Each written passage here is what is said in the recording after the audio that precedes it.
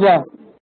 Johan, juste la page, c'est bon, vous entendez, on entend bien parce qu'on amène un micro. On entend bien, super. Baruch Hashem. Juste la page peut-être. Ouais, c'est bon, tu la mets très bien. Baruch Hashem. Le lait fouillé. On va le lait fouillé. Là, on va le lait fouillé.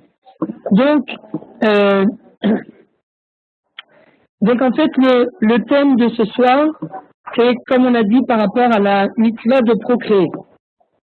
Alors, vous savez qu'il est écrit dans le livre de Bereshit qu'il y a une mitzvah très importante qui s'appelle Pérou. Vous vous multiplierez et vous croirez, vous croîtrez. Vous devez croître en fait. Pourquoi?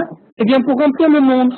Car, comme nous dit le prophète, l'Otohu Bera, la Shevet Yetzara. Akadosh Baruch Hu n'a pas créé le monde pour qu'il soit un tohu bohu, mais au contraire, pour que le monde soit peuplé. Et donc, cette mitzvah, eh bien, est la première mitzvah, la première mitzvah de la Torah, puisqu'elle est écrite dans la première paracha, et le Shulchan Aruch, donc, rapporte cette mitzvah, et il nous dit, chaque homme, je vous traduis directement pour gagner un peu de temps, c'est le premier, en fait, la première source qui est ramenée sur cette page. Chaque homme, et encore une fois, il s'agit bien d'un homme, car il s'agit bien d'un homme, car la femme n'a pas de mitzvah de procréer. Toute la mitzvah repose sur l'homme. Toute la mitzvah repose sur l'homme et non pas sur la femme. Et donc, le Shulchan Aruch nous dit, chaque homme a une mitzvah de marier une femme afin de procréer. Alors, a priori, on aurait pu penser que le but du mariage n'est pas seulement que pour procréer, puisque dans la même paracha de Bereshit, eh bien, il est écrit textuellement l'auteur Yota Adam Levado et selon Ezel Kenegdo. Il n'est pas bon pour l'homme de rester seul, et c'est la raison pour laquelle Akadosh Baruch Hu décide de créer la femme qui va donc accompagner l'homme. Donc a priori, d'après ce passouk, eh bien, la finalité de la création de la femme, eh bien, c'est pour accompagner l'homme. Et ce n'est pas, et cette finalité est une finalité en soi. C'est une fin en soi. Et c'est déjà un but très, c'est déjà un idéal en lui-même de mettre fin en quelque sorte à la solitude. Donc, cet accompagnement de la femme est une raison qui est indépendante de la raison de se multiplier. Donc, en fait, si on résume, il y a en quelque sorte deux raisons, deux buts à la création. Il y a deux buts en quelque sorte à la création de la femme. Eh bien, le premier, c'est, comme on a dit, de procréer, et le deuxième, c'est de mettre fin à la solitude. Et donc, ces deux buts ne sont pas contradictoires, mais ils sont indépendants l'un de l'autre. En fait, on va voir que dans certains cas où le couple n'est pas en mesure de pouvoir procréer, eh bien malgré tout, il existe quand même une mitzvah de marier une femme afin de mettre fin à la solitude. C'est-à-dire que même en cas d'impossibilité de procréer, eh bien, il y a toujours cette mitzvah qui repose sur, voilà, comme ça sera peut-être un peu mieux, cette mitzvah. Là? Non, vous m'entendez pas?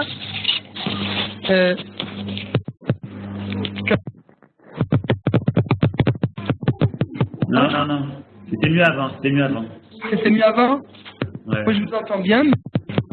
D'accord, si c'était mieux avant, alors...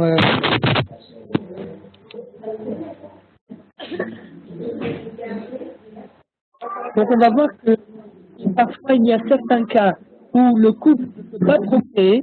Par exemple, le couple se marie quand ils ont un certain âge, et puis la femme est déjà ménopausée, le mari, il a un certain âge, il est plus en mesure de pouvoir procréer, eh bien malgré tout, on va voir dans la halakha qu'il existe quand même une mitzvah de se marier. Pourquoi? Afin de mettre fin à la solitude, afin d'être accompagné et de ne pas, chas v'shalom, en devant être seul, arriver à des mauvaises pensées et arriver à faire des avérotes. Donc, même dans le cas où le couple ne serait pas en mesure de procréer, eh bien, il existe quand même une mitzvah de se marier afin de mettre fin à la solitude. Donc, deux buts bien définis et bien indépendants l'un de l'autre, qui sont rattachés en fait à la mitzvah du mariage. Et le Shulchan Aruch continue et nous dit, tout celui qui n'essaie pas d'accomplir la mitzvah de procréer, eh bien c'est comme s'il avait tué. Pourquoi? Parce que le but de la vie de l'homme, et d'ailleurs c'est ce que nous raconte la Gemara, quand un homme arrive en haut au Gan Eden, eh bien une des premières questions qu'on lui pose, c'est est-ce que tu as laissé une descendance sur terre? Est-ce que tu as veillé en fait à perpétuer le peuple juif, et tu n'as pas seulement pensé qu'à toi. Alors vous allez voir qu'aujourd'hui, eh bien, aujourd'hui on peut inverser en quelque sorte les rôles. Car il y a des personnes, comme on va le voir, qui font ce qu'on appelle l'insémination in vitro, l'insémination artificielle, et qui parfois, eh bien, parfois se trouvent dans l'obligation de mettre au monde un enfant sans pour autant vivre sous le même toit avec une autre personne. Et la question qu'on va poser également, c'est est-ce que la mitzvah de procréer est-elle une mitzvah tellement importante que ça vaut le coup même de mettre au monde un enfant, même si on ne vit pas avec un conjoint? C'est-à-dire, de la même façon qu'on a dit qu'il y a une mitzvah de mettre fin à la solitude, même si on ne procrée pas, eh bien inversement, il y aurait peut-être dans le même fil d'idées, il y aurait peut-être une mitzvah de procréer, même si on ne met pas fin à la solitude. Et quelque part, je voudrais dire que parfois il y a à l'heure actuelle, des femmes qui arrivent à l'âge de 45, 50 ans, on peut encore jusqu'à 55 ans à peu près, on peut encore mettre au monde un enfant. Et très souvent, eh bien, il y a des femmes qui, malheureusement, n'arrivent pas à trouver de conjoint, ils n'arrivent pas à se marier, et malgré tout, eh bien, ils veulent laisser au monde une descendance. Et donc, la question habituellement qui se pose, eh bien, c'est est-il possible de procréer sans même être marié, et en quelque sorte mettre fin à la solitude, pas avec un mari, mais avec un enfant. Avec un enfant. Et, ça va? Tout va bien? Il y a quelqu'un qui... Ça va, vous entendez ou bien? Non, on entend très bien. On entend très bien, Yofi. Donc, donc la question qui, encore une fois, des femmes qui arrivent pratiquement à l'âge de la ménopause et qui décident, afin de laisser une descendance au monde, eh bien, qui décident de faire, d'utiliser le système d'insémination artificielle afin de pouvoir laisser une descendance, même si, eh bien, même s'ils ne vont pas vivre avec quelqu'un. Alors, les avis sont partagés au niveau de cette approche. Car il y en a qui disent, ben oui, mais quelque part, c'est un petit peu égoïste, parce que le seul but de la personne, de la femme qui veut procréer de cette façon-là, eh bien, c'est en fait penser à elle-même, mais elle ne pense pas à l'enfant qu'elle va mettre au monde. Parce que cet enfant, le pauvre, eh bien, il va vivre sans père, car très souvent, on ne connaît pas l'identité du père, et quelque part, c'est un petit peu pour ses vieux jours, afin que l'enfant puisse, afin de mettre fin à la solitude, mais cette fois-ci pas grâce à un mari, mais mettre fin à la solitude grâce à un enfant. Mais quelque part, donc il y a des gens qui disent c'est une approche un petit peu égoïste de la part de la maman. Et d'autres qui disent non. Il y en a qui disent c'est quelque chose d'un peu égoïste, d'autres qui disent que de toute façon, comme on a vu, la femme n'a pas d'obligation de procréer, toute la mitzvah repose sur l'homme, donc pourquoi faire ce genre de pourquoi adopter ce genre de système quelque part c'est un petit peu égoïste, puisqu'il n'y a ni mitzvah et en plus l'enfant ne connaîtra pas le père. Et d'autres avis qui disent non, pas du tout. Au contraire, si un homme a la possibilité de laisser une descendance sur terre, eh bien, autant qu'il le fasse le plus vite possible. Et si malheureusement, eh bien, cette femme n'a pas eu le bonheur ou bien n'a pas eu la chance de pouvoir trouver un conjoint, eh bien, au moins, elle pourra à la fois procréer, en même temps mettre fin à la solitude grâce au système de l'insémination artificielle.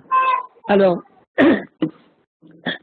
donc on va voir, voilà, on continue un peu plus bas. Alors on a cité les grandes lignes en fait du shiur, et le Shulchan Aruch continue et nous dit, eh bien,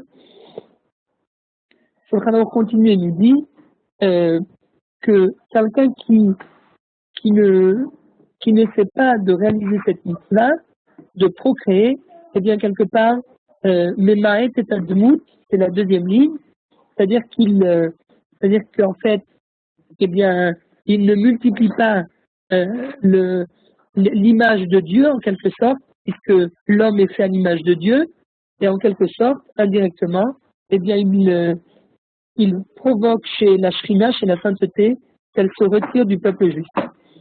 Et là, le Réma nous rajoute que, pour encore une fois mettre l'accent, c'est une Gemara dans le traité de Yevamot, eh bien, le Réma nous rapporte les paroles de la Gemara qui nous dit que tout celui qui vit sans femme, eh bien, il vit sans bracha, sans Torah, sans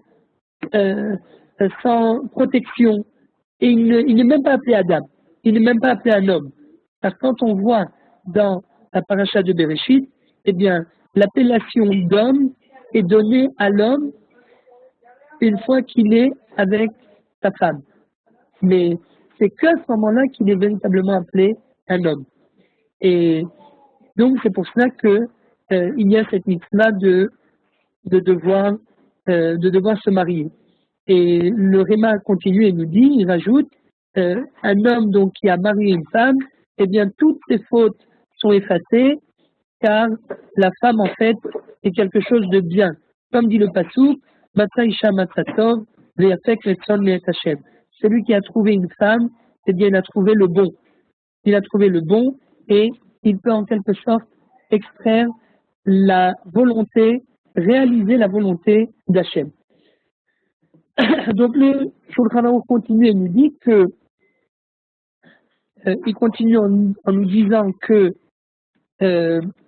quelqu'un qui a donc un garçon et une fille, eh bien il a accompli la mitzvah de procréer. Voilà, il faut au moins un garçon et une fille. Bien sûr, quelqu'un qui n'a pas eu de garçon, eh bien il est et si au moins il a mis au monde quelqu'un, eh bien il a quand même un mérite. Il a quand même un mérite et il faut pas. Je sais qu'il y a beaucoup de gens qui disent oui, tant qu'on n'a pas de garçon, eh bien ils sont très tristes.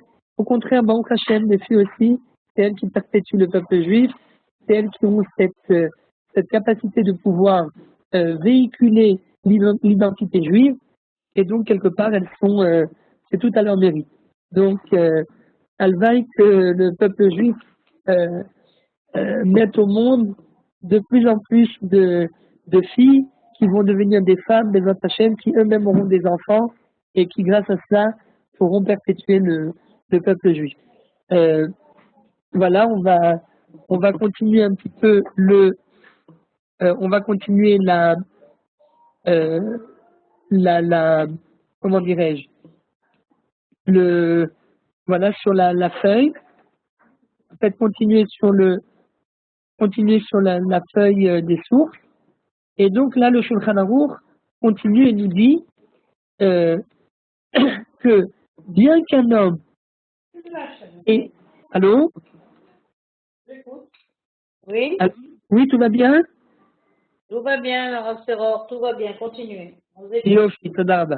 Donc, le Shulchan Aruch continue et nous dit que bien qu'un homme ait accompli la mitzvah de procréer, eh bien, il n'a pas le droit de rester sans femme.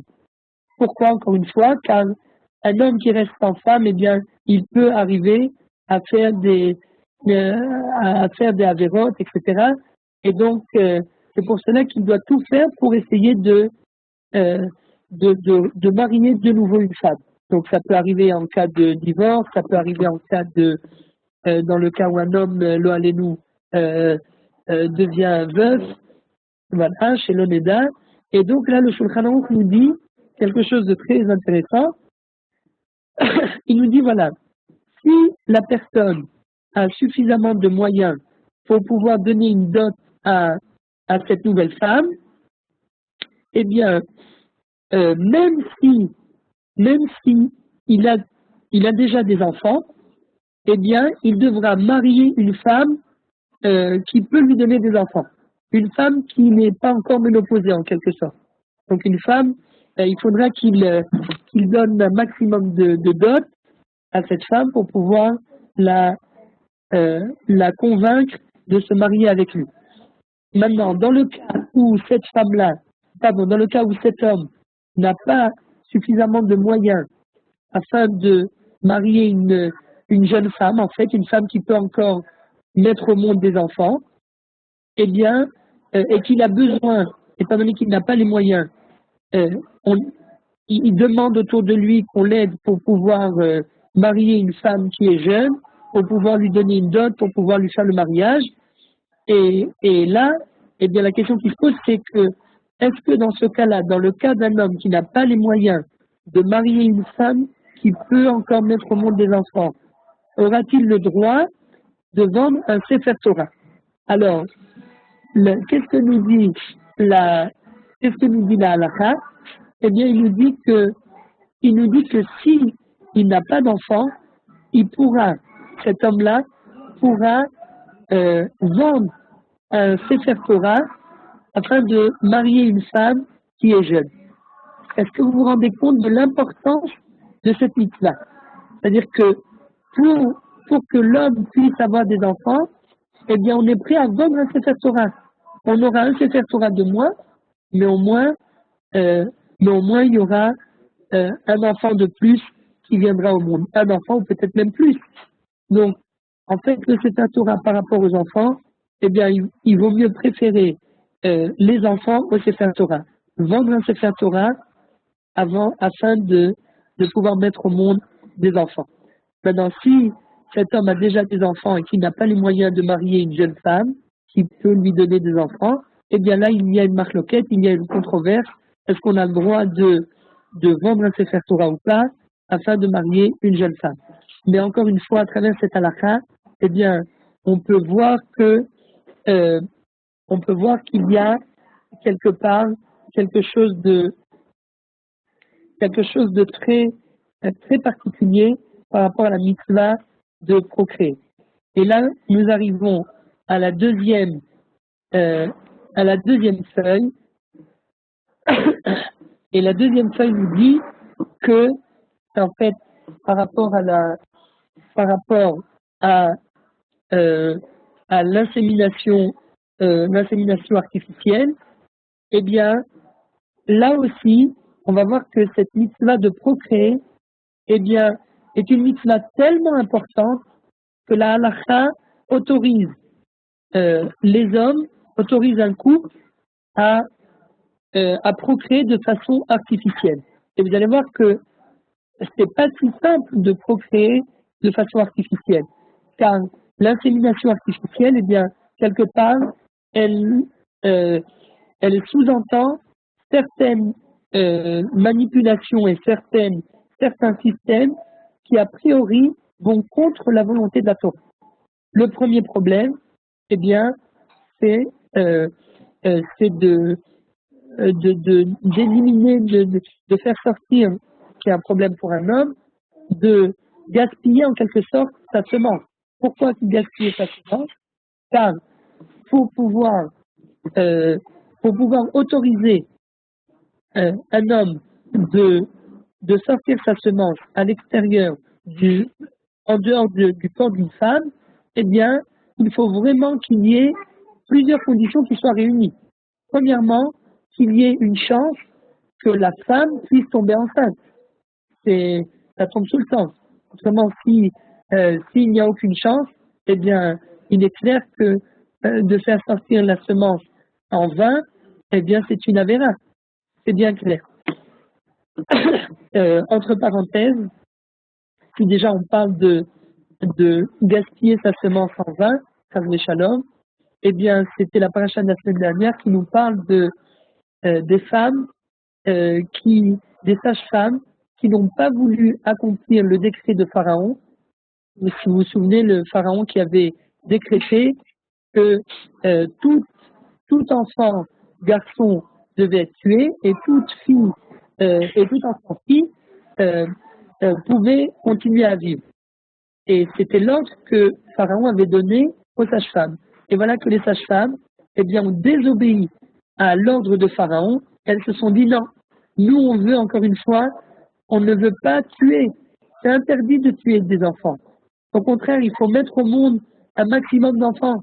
Parce que quelque part, elles avaient compris qu'il y avait ici un processus divin de multiplier au maximum les âmes juives afin que ces âmes juives passent du nombre de 70 quand ils sont arrivés en Égypte, comme le dit le début de la paracha de Shemot. Ils sont arrivés, ils étaient 70 personnes, Yaakov et toute sa famille, avec les 12 tribus et leurs enfants, ces femmes et tous ces enfants, au total, il n'était que 70. Et imaginez-vous qu'en un peu plus de 200 ans, 210 ans, eh bien, ils se sont multipliés à peu près 3 millions de personnes. Car si on fait le calcul de grosso modo du nombre de Juifs qui sont sortis d'Égypte, eh bien, la Torah nous dit qu'ils sont sortis 600 000. Mais 600 000, ce ne sont que les hommes qui étaient âgés de 20 ans à 60 ans. Donc ça n'inclut pas les enfants âgés de moins de 20 ans, les personnes âgées de plus de 60 ans et les femmes âgées de 20 à 60 ans. Donc grosso modo, il s'agit là de 3 millions de personnes.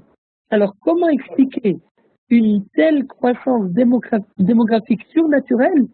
En 210 ans, on est passé de 70 personnes à 3 millions de personnes. C'est quelque chose de surnaturel. C'est une croissance démographique qui dépasse l'entendement humain. Et d'ailleurs, comme nous dit le Midrash, eh bien, chaque femme, disons que grosso modo, une femme peut mettre au monde depuis l'âge de 20 ans, on va dire, jusqu'à l'âge de 45 ans.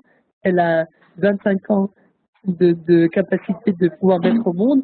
Eh bien, en 25 ans, tous les ans, elle tombait enceinte et il fallait qu'elle accouche à chaque accouchement un minimum de 6 enfants. Donc, imaginez-vous 6 enfants chaque année par femme, multiplié par 25 ans. En fait, elle se reposait pratiquement jamais. Mais encore une fois, c'est parce que le but de Dieu était de multiplier un maximum le peuple juif afin que cette famille, la famille d'Israël, eh bien, devienne le peuple d'Israël. Donc, encore une fois, et bien sûr, il fallait faire tout de façon cachée, de façon camouflée, car on le sait bien, quand Akadosh Baruch Hu veut faire apparaître dans le monde une grande lumière, eh bien, il la camoufle toujours pour essayer de troubler le Satan, pour ne pas que le Satan puisse avoir une emprise sur le processus divin. Et donc, encore une fois, ça vient quelque part nous faire prendre conscience de l'importance de mettre au monde des enfants afin de multiplier le peuple juif, d'où la priorité, je dirais à l'heure actuelle, car c'est une priorité à la fois en Israël comme en France, d'où la priorité d'essayer de tous les moyens de trouver une solution pour, euh, pour donner la vie à un couple qui n'est pas en mesure de mettre au monde un enfant de façon naturelle. Et c'est pour ça que toute la question de l'insémination artificielle, eh bien, aujourd'hui est une question d'actualité sur le plan de la halakha, car il faut essayer un maximum, comme à l'époque de la sortie d'Égypte, on arrive à une époque il faut que, pour pouvoir des autres chaînes vaincre nos ennemis, pour pouvoir remplir à bon escient le processus divin, et bien multiplier un maximum, quitte à devoir adopter des systèmes comme l'insémination artificielle. Alors, par rapport à cette insémination, la première source qu'on trouve dans la Gemara, eh bien, c'est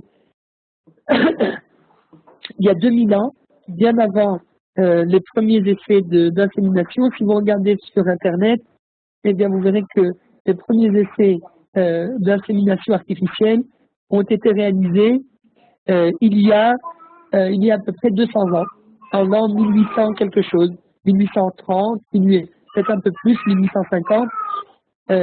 Donc ça fait à peine 200 ans qu'on parle de procédés d'insémination dans le monde en général. Mais nous, comme vous pouvez le constater, ça fait déjà 2000 ans que ce système est mentionné dans la Gemara de Chagiga à la page 14, page 14b. Et comme nous dit la Gemara, bon, on ne va pas rentrer dans les détails, mais la Gemara, en quelque sorte, prend en compte un cas où une femme serait entrée dans une baignoire par laquelle serait passé avant elle un homme, et la Gemara nous dit il se peut très bien que l'homme qui soit passé dans cette baignoire ait laissé en quelque sorte de la semence dans l'eau, et c'est la raison pour laquelle la femme ne devra pas passer dans une baignoire après un homme, de peur que, en rentrant dans la baignoire, eh bien, se passe en fait le procédé d'insémination artificielle, que en fait la semence de l'homme entre directement chez la femme. Et durant toutes les années, eh bien, durant 2000 ans, les gens se sont posé la question, mais comment est-ce possible? Comment est-ce possible que la semence d'un homme puisse pénétrer dans le corps d'une femme uniquement par un système de véhiculation d'eau? Ça paraît a priori impensable, car on sait bien, il y a d'autres sources qui nous disent que pour qu'une femme tombe enceinte, eh bien, il faut que que la semence puisse pénétrer de façon claire et nette. Alors que là, c'est la probabilité que la semence pénètre chez la femme, eh bien, quelque part, elle tend même vers zéro.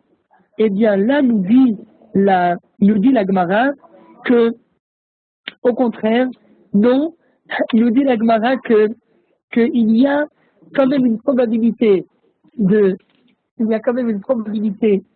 que la femme tombe enceinte, même dans des conditions pareilles. Et donc, voilà, ça c'est par rapport à la première source.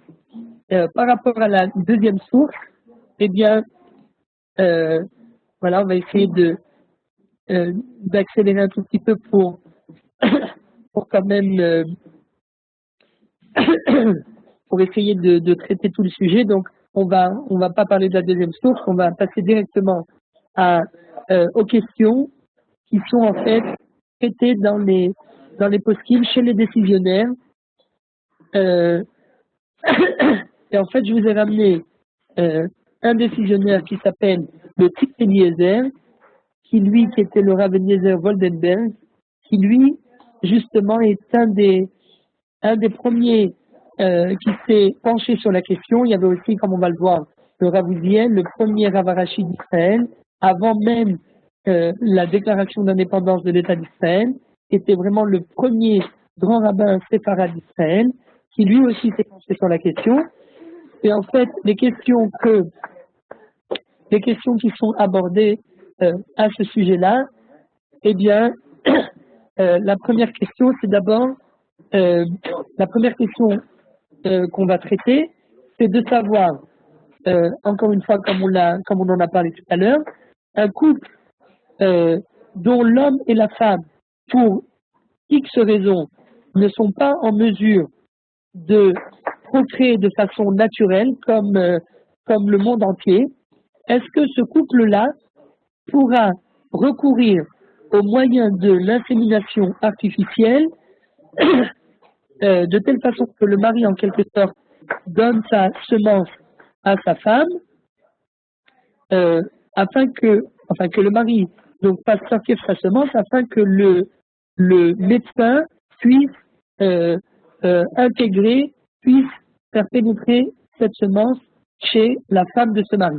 Alors, ça c'est le cas le plus simple, le plus logique et le plus, on va dire, qui pourrait être logique en quelque sorte.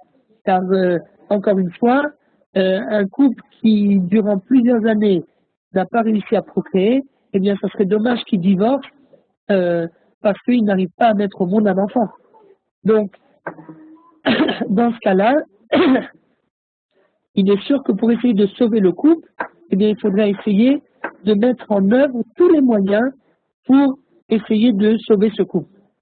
Et la deuxième question, donc, qui se pose, eh bien, c'est dans le cas où ce genre de procédé serait autorisé par la halakha, par la Torah, par la halakha, eh bien, serait-il également autorisé de procéder à ce système, même quand la femme a ses règles menstruelles. Alors, pourquoi la question se pose? Eh bien, parce que habituellement, ce qui se passe, eh bien, c'est que si une femme n'arrive pas à tomber enceinte, très souvent, c'est parce que l'ovulation a lieu avant la date, en fait, où la femme va au mikvé. Et étant donné que l'ovulation arrive toujours avant que la femme se purifie, eh bien, quelque part, il n'y aura jamais de chance qu'elle tombe enceinte. La probabilité qu'elle tombe enceinte tend vers zéro, puisqu'elle se purifie, l'ovulation a lieu 3 jours, 4 jours avant qu'elle puisse se purifier à son mari. Donc, une fois qu'elle se purifie à son mari, eh bien, il n'y a plus d'ovulation et c'est terminé, elle ne pourra jamais tomber enceinte. Donc, d'où la question qui s'est posée, à savoir, peut-on recourir à ce procédé bien que la femme ne se soit pas encore trempée pour se purifier? Et en quelque sorte, la problématique de cette question, c'est que quelque part, si on autorise ce genre de choses, eh bien, ça voudrait dire que la femme est tombée enceinte alors qu'elle était encore nida. Et ça serait ça serait vraiment une nouveauté de pouvoir autoriser une chose pareille. Donc, ça, ce sont les deux questions, les deux premières questions que nous allons aborder. Et puis après, il y aura encore 6 autres questions. Si on a le temps de traiter des autres questions, eh bien, on le fera. Sinon, eh bien, on terminera ça la semaine prochaine.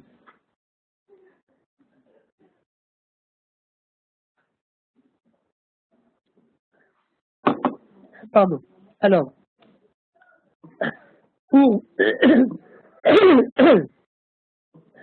donc, on va commencer, comme on l'a dit, par la première question qui est à savoir est-ce qu'on a le droit, de façon générale, de recourir à ce genre de procédé, au procédé de l'insémination artificielle. Alors donc, il y avait à l'époque le Rav Uziel, dans ses responsables qui s'appelait Mishpete Uziel, qui nous dit en aucun cas, on a le droit de recourir à l'insémination artificielle, car il y a ici en fait, en quelque sorte, pour pouvoir accéder à pour pouvoir permettre à la femme de tomber enceinte, eh bien, il faudra passer par en fait un système qui va provoquer chez l'homme euh, un besoin de mettre sa semence en vain, Chas v'shalom. Et ça, c'est quelque chose d'interdit. Même l'insémination, en fait, ne peut pas justifier de mettre la semence du mari en vain. C'est quelque chose de très grave. Comme nous le dit le Shulchan Aruch par la suite, eh bien, cela, ce n'est pas rapporté ici, c'est en fait, c'est dans la feuille d'après, mais comme nous le dit le Shulchan Aruch, eh bien, c'est quelque chose de très grave. Et donc d'après le Rav Uziel dans son livre responsable, dans ses responsables Mishpete Uziel, eh bien, il nous dit, c'est tout à fait interdit, et si la femme, eh bien, ne tombe pas enceinte, eh bien, qu'ils continuent à prier, qu'ils restent ensemble, mais peut-être qu'un beau jour, eh bien, Dieu aura pitié d'eux, et si jamais il n'a pas pitié d'eux, eh bien, ça sera la preuve qu'ils ne devaient pas avoir d'enfants, et puis peut-être qu'ils mettront des enfants au monde dans leur prochaine vie. Mais pour cette vie-là, eh bien, on ne peut rien y faire. Alors que, contrairement au Rav Uziel, eh bien, la majorité des décisionnaires nous dit en aucun cas, il n'y a aucun problème de recourir au procédé de l'insémination artificielle. Car le but de faire sortir de la semence du mari, eh bien, c'est dans le seul but que la femme tombe enceinte. Et si c'est le seul moyen, pour que la femme tombe enceinte, eh bien, cette mitzvah de procréer, encore une fois, est une mitzvah tellement importante que si c'est le seul moyen, eh bien, il faudra recourir à ce moyen. À condition, bien sûr, d'abord, premièrement, que ce soit le seul moyen, et deuxièmement, qu'il n'y ait pas, qu'il y ait au moins une chance que la femme tombe enceinte grâce à ce moyen-là. Car s'il n'y a aucune chance qu'elle tombe enceinte, eh bien sûr, ça serait, encore une fois, l'insémination ne justifie pas le fait de pouvoir mettre en vain la semence du mari.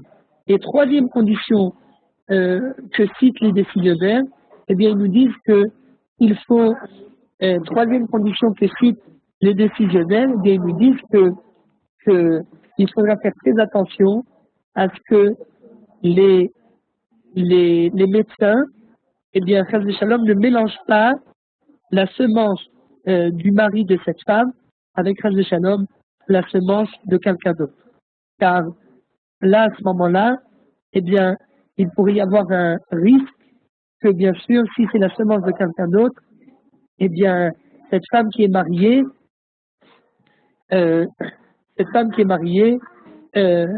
ne pourra pas, eh bien, n'a pas le droit, en quelque sorte, de tomber enceinte de quelqu'un d'autre.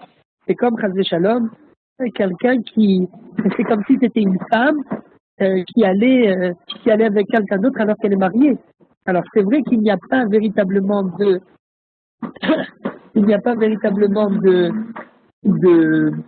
rapport physique, mais malgré tout, bien qu'il n'y ait pas de rapport physique, malgré tout, eh bien c'est la semence de quelqu'un d'autre. Donc là, il pourrait y avoir c'est pas un mamzer entièrement, c'est un safek mamzer. Il pourrait y avoir un doute sur cet enfant qui est en quelque sorte à moitié mamzer. Donc, c'est pour cela qu'il faut faire très attention. Si on récapitule, 3 conditions très importantes. La première, que grâce à ce système, eh bien, la femme puisse tomber enceinte. Deuxième condition, qu'il n'y ait aucun autre moyen de tomber enceinte. Ça fait déjà plusieurs années que ce couple essaye de mettre au monde un enfant et il n'y arrive pas. Et donc, sans recours, ils aboutissent, après tant d'années d'efforts, ils aboutissent à ce système d'insémination. Et troisième condition, faire bien attention que tout soit marqué de façon formelle, d'où provient la semence qui va être qui va être mise dans le corps de la femme afin de ne pas arriver, chas v'shalom, à des cas de mamzerout, afin de ne pas arriver à des problèmes de ce qu'on appelle de yichus.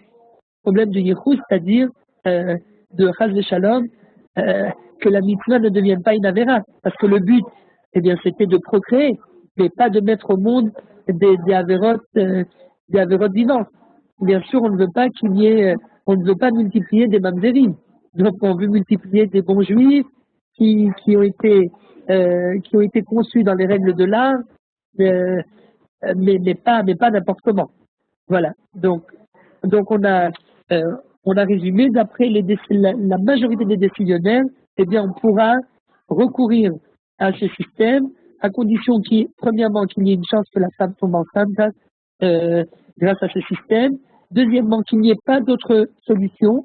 Et troisièmement, que tout soit bien noté, que la provenance de cette semence soit claire et qu'il soit bien clair qu'il n'y ait aucun risque que la semence du mari ait été mélangée ait été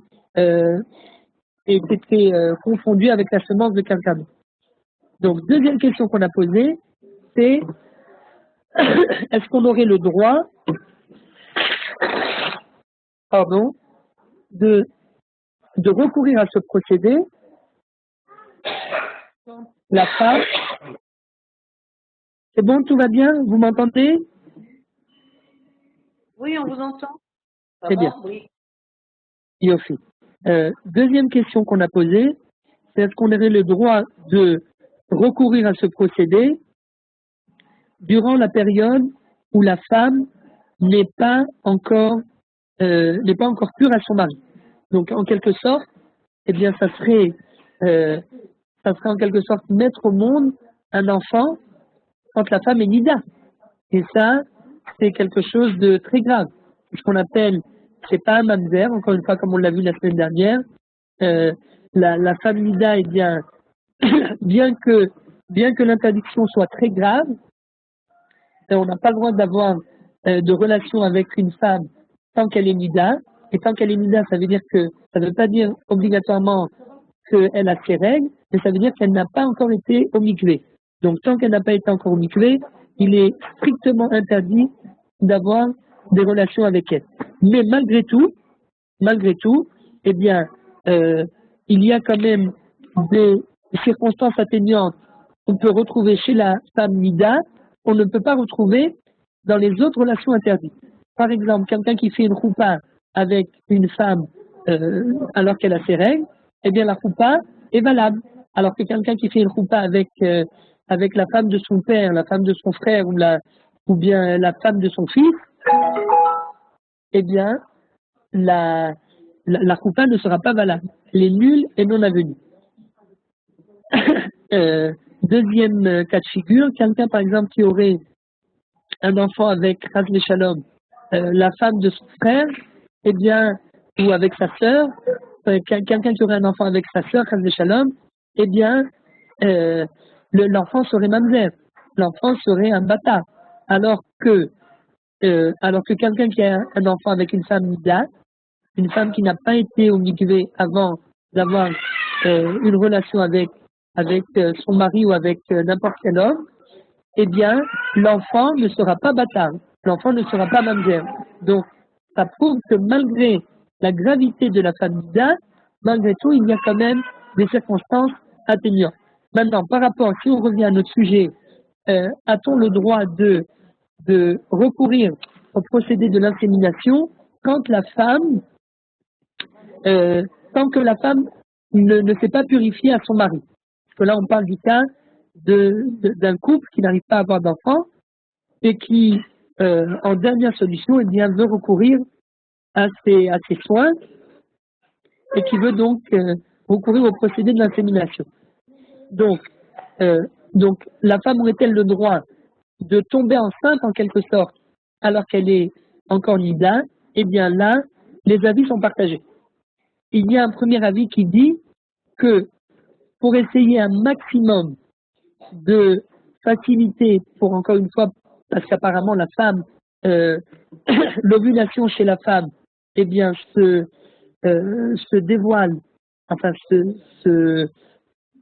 l'ovulation se met en place tout de suite après la fin des règles, 1 jour, 2 jours après la fin des règles, et donc si elle doit attendre encore 7 journées de purification, eh bien, elle ne pourra jamais tomber enceinte, car l'ovulation ne dure pas plus de 3 jours, et si c'est 1 jour ou 2 après la fin de ces règles que l'ovulation commence, eh bien, l'ovulation se terminera avant que la femme puisse se purifier à son mari. Donc, encore une fois, elle ne pourra jamais tomber enceinte. Donc, dans ce cas-là, alors là, les avis sont partagés.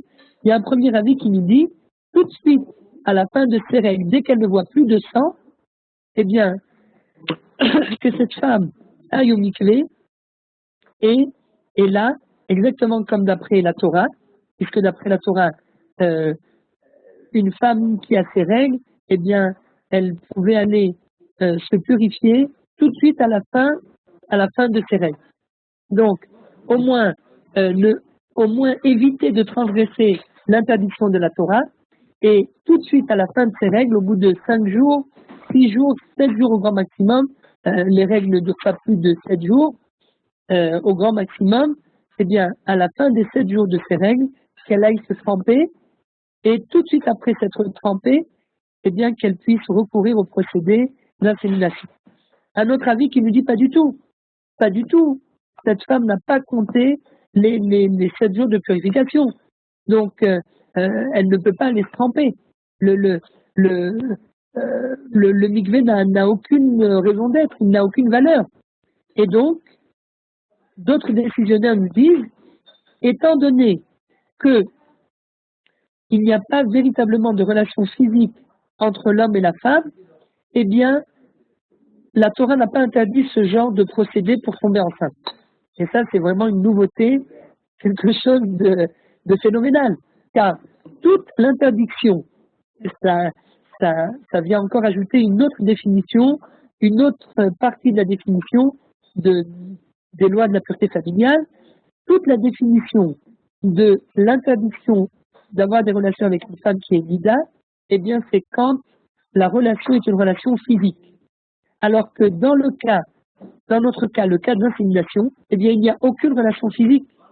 Tout le but n'est pas tout le but de la chose, c'est uniquement de procréer. Donc, encore une fois, comme on l'a dit au début du cours, le but du mariage est double. D'un côté, c'est de procréer, de mettre au monde des enfants, mais d'un autre côté, c'est de mettre fin à la solitude. Et pour mettre fin à la solitude, eh bien, mettre fin à la solitude, ça doit passer par une relation physique. Il faut qu'il y ait une présence physique de quelqu'un. Donc, parfois, comme on l'a dit tout à l'heure, eh bien, il existe des cas, encore une fois, si les 3 conditions sont réunies, il y a un nombre de probabilités que la femme tombe enceinte grâce à ce procédé, il n'y a pas d'autre moyen de tomber enceinte, et puis on fait très attention que les médecins ne mélangent pas la semence du mari avec la semence de quelqu'un d'autre. Eh bien, dans ce cas-là, on pourra en quelque sorte neutraliser le premier but, le but de procréer, et dire, eh bien, voilà, le but du mariage, eh bien, c'est que de procréer. Et donc là, eh bien, dans le but de procréer, eh bien, on pourra recourir à ce système, même avant que la femme se soit purifiée à son mari. Pourquoi? Eh bien, parce qu'il n'y a pas de relation physique. Il n'y a pas de véritable lien, et c'est pour cette raison que le procédé sera autorisé. Un troisième avis qui dit non, impossible, il faut quand même essayer de voir si la femme, avant de commencer des soins, dès le début,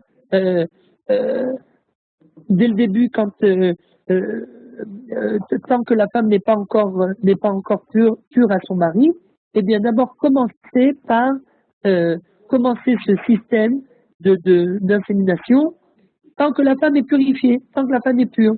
Après, qu'elle se soit purifiée à son mari. Si jamais ça ne marche pas, bon, ben là, on pourrait essayer de penser à d'autres solutions. Mais d'abord, en premier lieu, la première priorité, eh bien, c'est surtout de ne pas recourir à ce moyen, à ce système, avant d'essayer tant que la femme est pure à son mari. Ah, voilà, on est. Je vois que vous êtes revenu. Il y a eh une bien, question à Ferreur. Si je ne vous oui. trompe pas, il y a une question. Alors, Est-ce que vous avez suivi le cours? Oui, oui. Il y a une question qui vous demande. Pardon, j'entends pas très bien. Oui. Il y a une question, on me demande la question de l'adoption. Parce qu'on connaît plein d'histoires où il y a des femmes qui ont adopté et puis après, grâce à ça, elles peuvent avoir des enfants. Qu'est-ce que vous en pensez? Grâce à ça, qu'est-ce qu'il y a eu? Elles ont eu après des enfants de façon naturelle. Mais là, j'ai pas très bien. Si tu peux répéter la question, encore une fois.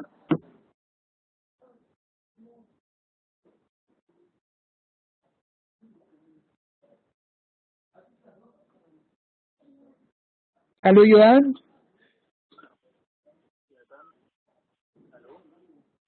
Oui, une seconde. Je disais qu'on a une question sur le chat. Il y a une question sur le chat où il nous demande qu'est-ce qu'on, par rapport aux femmes qui ont adopté.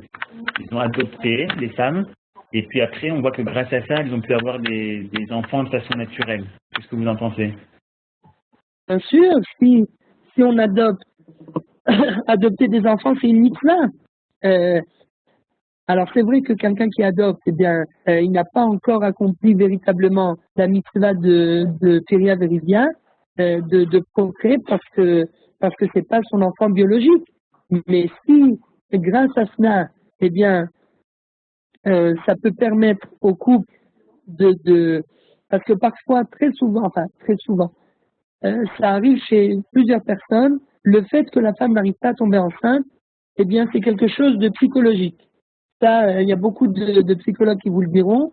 C'est sauf si bien sûr on voit encore une fois que après des analyses, on voit que la femme, eh bien, le moment de l'ovulation arrive toujours avant la fin du miglé. Alors là, c'est sûr que elle pourra jamais tomber enceinte puisqu'il faudra puisqu'elle au moment où elle sera pure à son mari, eh bien, elle sera plus elle n'aura plus la capacité de tomber enceinte.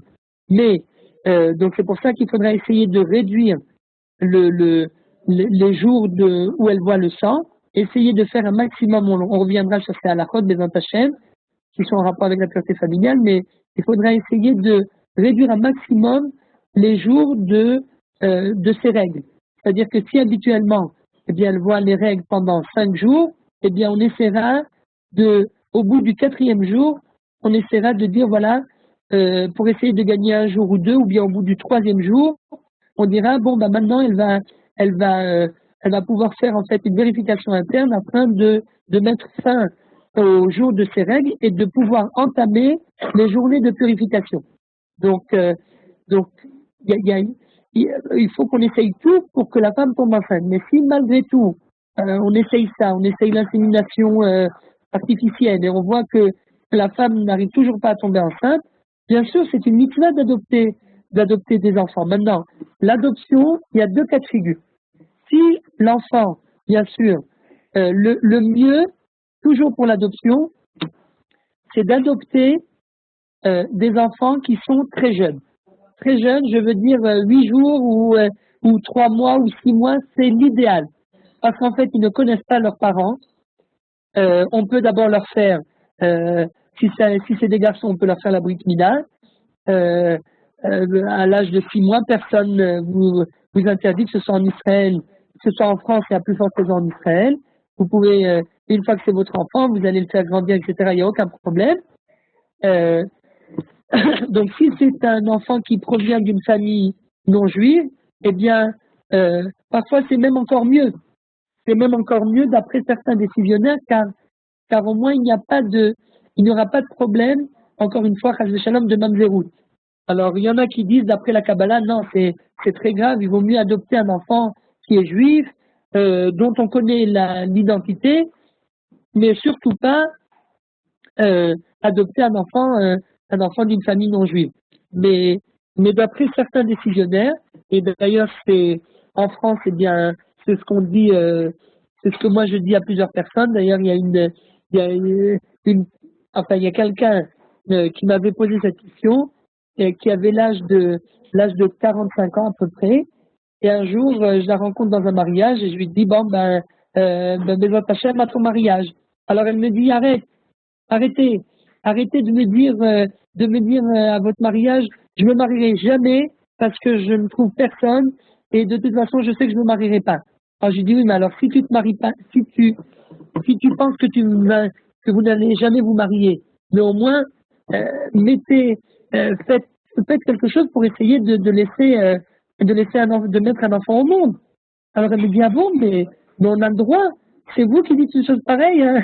Un rave qui dit à quelqu'un ne vous mariez plus et puis mettez un enfant au monde, mais un enfant ça doit venir au monde dans le cadre du mariage. Alors je dis oui, mais si vous voyez après tant d'années que vous n'arrivez pas à vous marier et que vous êtes désespéré, eh bien mettez un enfant au monde et maximum, après vous trouverez un mari, eh bien vous avez encore aujourd'hui en Israël, il y a des instituts qui aident le Machon Poua, par exemple, qui aide des femmes. Il n'y a pas longtemps, il y a 2-3 ans, il y a une femme âgée de 54 ans qui a eu 2 jumeaux. Voilà, c'est le pays des miracles. Ici, on arrive à tout faire. Et voilà, et puis des fois, c'est ce qui, le fait d'amener un enfant, eh bien, comme nous dit la Gemara, chaque enfant qui vient au monde, eh bien, il vient avec pas de beyado, c'est-à-dire, il vient avec sa bracha. Et parfois, c'est grâce à cet enfant, c'est cet enfant qui va vous ouvrir les portes. C'est cet enfant qui va vous permettre, qui va peut-être vous permettre d'avoir des enfants de façon naturelle, qui va peut-être vous permettre d'avoir de la parnassa, de trouver un mari. C'est parfois ce genre de choses, ou bien un enfant qui est arrivé par in vitro, comme on disait tout à l'heure, par insémination artificielle. Eh bien, c'est peut-être cet enfant qui va vous amener la bracha et qui va vous ouvrir toutes les portes. Donc pour répondre à la question, oui, s'il y a possibilité d'adopter des enfants, encore une fois, comme je disais tout à l'heure, c'est le conseil que j'ai donné à une jeune femme qui avait 45 ans, et Baruch Hashem, elle a eu une fille, elle a eu une petite fille très très mignonne, et alors c'est vrai, comme on disait tout à l'heure, il y a des décisionnaires il y a des gens qui vont vous dire oui, mais c'est un peu égoïste. C'est un peu égoïste parce que cet enfant, il ne connaîtra pas son père. Et puis quand il va grandir, à quoi il va servir? Il va y avoir, il y a 50 ans de différence entre la mère et la fille. C'est vraiment de l'égoïsme. À quoi il va servir? Juste à servir de canne à sa maman. Mais c'est de l'égoïsme, c'est absurde. Non, c'est pas d'égoïsme. Au contraire, c'est vrai que la femme n'a pas d'obligation de procréer. Encore une fois, toute la mitzvah repose sur l'homme. Et la femme, en quelque sorte, c'est ce qu'on appelle le Hersher mitzvah. Sans femme, bien sûr, on ne pourrait pas procréer. Mais la mitzvah ne repose pas sur elle. Mais pourquoi ne pas laisser une descendance dans le monde? Et si quelqu'un vraiment a tout fait et qui voit que malgré tous ses efforts, eh bien, il n'arrive toujours pas à mettre au monde un enfant, eh bien, qu'il adopte quelqu'un, oui, qu'il adopte quelqu'un. Si ça se passe en France, eh bien sûr, l'idéal, ça serait, si c'est quelqu'un qui habite en France, eh bien, de venir en Israël. Aujourd'hui, ça se fait de la meilleure façon, de façon tout à fait discrète. On connaît exactement l'identité du papa parce qu'encore une fois, du donneur de semences. Car parfois, si on ne connaît pas l'identité du père, alors si c'est un non-juif, bon, il n'y aura pas de problème, sauf dans le cas, comme on avait dit la semaine dernière, si le donneur eh bien, est un non-juif, si c'est une fille qui naît de cette insémination, eh bien cette fille ne pourra pas se marier avec un Kohen. Mais c'est pas grave, il y a encore beaucoup de juifs dans le monde, donc c'est pas un problème. Alors que si c'est un juif, eh bien à la clinique, son identité est écrite noir sur blanc, elle n'est pas divulguée bien sûr, elle pourrait être divulguée uniquement à l'enfant lui-même quand il grandira, à l'âge de 18 ans, s'il veut savoir qui est son père biologique, eh bien, il pourra aller à la clinique et on lui dévoilera, c'est la loi. C'est la loi, donc ça, il n'y a pas de problème. Et dans ce cas-là, pourquoi on garde l'identité du père? Encore une fois, pour Chas Shalom, ne pas arriver à une situation de mamzerim, parce que si jamais, imaginez-vous que ce père, eh bien, il ait d'autres enfants avec une autre femme, et qu'un jour, eh bien, cette fille qui est née par insémination veuille se marier avec un garçon et que d'un seul coup elle découvre que c'est son frère par son père, eh bien, il y aurait, Chas Shalom, un problème de mamzerim. Cet enfant, les deux se marieraient, et puis ça serait l'enfant qui naîtrait de cette union, ça serait un enfant mamzer, un bâtard en quelque sorte.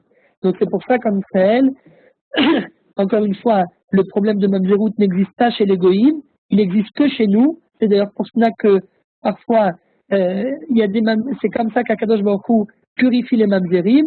Eh bien, il fait en sorte qu'un mamzer se marie avec une non-juive, mais à la fin, ils ont un enfant. Cet enfant n'est pas juif, puisque sa mère n'est pas juive, et à partir du moment où elle n'est pas juive, eh bien, l'enfant n'est plus mamzer. Et si après il veut se convertir, eh bien, il redevient juif, normal, comme tout le monde, c'est un juif converti, mais au moins il n'est plus mamzer. Donc, mais tous les problèmes de mamzerout, encore une fois, n'existent que chez nous, que chez le peuple juif, mais ils n'existent pas chez les goïms. Il n'y a ni problème de mamzerout, ni problème de nida. Il y a juste le problème qu'ils ne sont pas juifs et qu'on ne peut pas créer un foyer qui repose sur la émouna, sur la foi juive.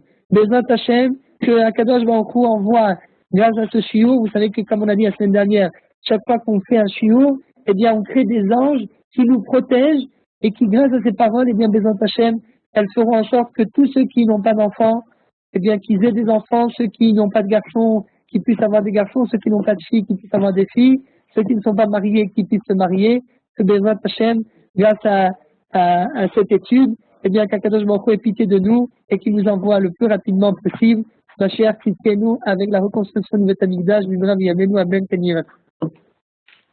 Amen. Toda Rabba Rav Seror. Je dis juste une question, mais je pense que ce sera pour la prochaine fois. Ouais. Ce sera du boulot pour vous et nous, ce sera une attente pendant une petite semaine.